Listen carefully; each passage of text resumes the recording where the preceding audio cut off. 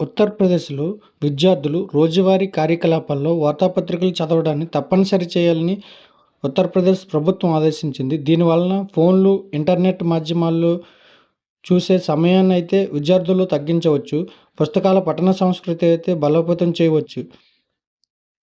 ఈ రోజుల్లో సోషల్ మీడియాలో మునిగి తేలుతున్న యువతకు ఇది మంచి నిర్ణయం. వీటిలో నిమగ్నమై గంటల తరబడి ఒంటరిగా గడపడం, అందం, ఫ్యాషన్ విషయంలో ఇతరులతో పోల్చుకొని కుంగిపోవడం, తెలియకుండానే సైబర్ నేరాల బారిన పడుతున్నారు.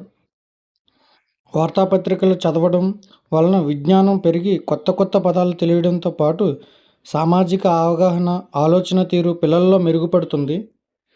పిల్లలు చదువుల్లో, ఆటపాటల్లో నిమగ్నమవుతారు. ఇక యూపీ ప్రభుత్వం పాఠశాలలో జరిగే కార్యక్రమాల్లో కూడా పుష్పగుచ్చాలు, ట్రోఫీలకు బదులు పుస్తకాలని ఇవ్వాలని నిర్ణయించింది. ఒక ఉత్తరప్రదేశ్లోనే కాదు, భారతదేశంలో ఉన్న అన్ని రాష్ట్రాల్లో పాఠశాలలో కూడా ఇటువంటి నిర్ణయాలు తీసుకోవాలి.